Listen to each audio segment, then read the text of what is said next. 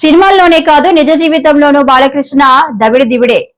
ఉదయం మాట్లాడిన మాటలు రాత్రికి బాలకృష్ణ మార్చేస్తున్నాడు. సినిమాల్లోనే హీరో, బయట జీరో. వైఎస్ జగన్ గురించి మాట్లాడే నైతిక హక్కు బాలకృష్ణుడికి లేదు.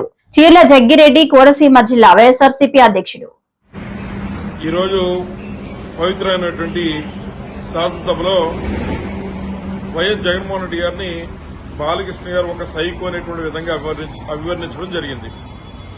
ముఖ్యంగా నేను అడుగుతున్న ఏదైతే ఈ రాష్ట్రంలో ఎన్టీఆర్ గారికి ఒక పేరుంది, అటువంటి వారి కడుపును పుట్టి ఈ రోజు తన తండ్రి ఆశయాల్ని కనీసం నిలబెట్టడం చేతగాక మరి చంద్రబాబు నాయుడు గారు వెన్నుపోటు పుడిస్తే ఆయన వెనకాల ఉన్నటువంటి నిన్ను సైకో అనాలా, లేదా తండ్రి ఆశయాల కోసం పాదయాత్ర చేసి చక్కగా ఈ రోజు ఈ రాష్ట్రాన్ని 5 సంవత్సరాలు చక్కటి పాలన అందించిన జగన్మోహన్ రెడ్డి గారు అనాలని అడుగుతున్నాను. మరి ఆ రోజున ఒకసారి బాలకృష్ణ గారు ఆయన యొక్క తీరు ఏమిటంటే సినిమాల్లోనే ఈయన హీరో అని చెప్పుకుంటాం, బయట జీరో. అదేవిధంగా ఈ బాలకృష్ణ గారు ఏదైతే సినిమాల్లోనే దప్పిడి దిప్పుడు అనుకున్నాం, నిత్య జీవితంలో కూడా ఇతను దప్పిడి దిప్పుడే. ఉదయం 8 గంటల తర్వాత మాట్లాడిన మాట సాయంత్రం 8 దాటితే మారిపోద్ది బాలకృష్ణ గారి మాట. ఇది అందరూ చెప్పుకునేటువంటి విషయం.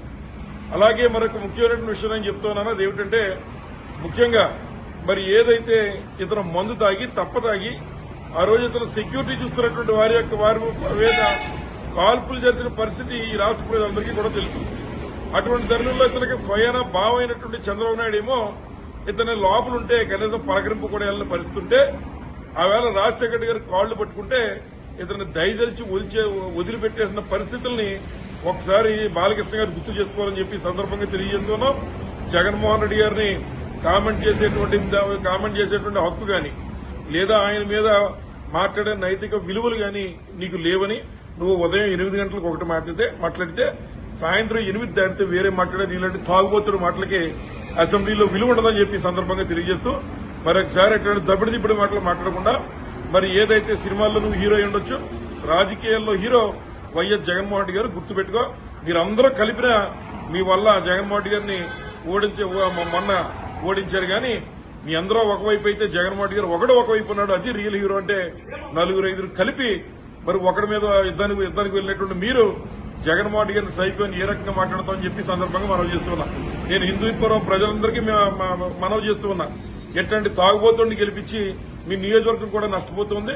వచ్చి సేరనటువంటి తాగుబోతు కాకుండా మీ పట్ల, మీ పనుల పట్ల, మీకున్న కష్టం పట్ల మరి విలువైనటువంటి నైతిక విలువ ఉన్నటువంటి వ్యక్తిని ఎన్నుకుని మరి హిందూపురం ప్రజలు కూడా మరి వచ్చేసారి ఈ బాలకృష్ణ గారు దబ్బిడి దిబ్బడి గారికి బుద్ధి చెప్పాలని చెప్పి సందర్భంగా తెలియజేస్తున్నా.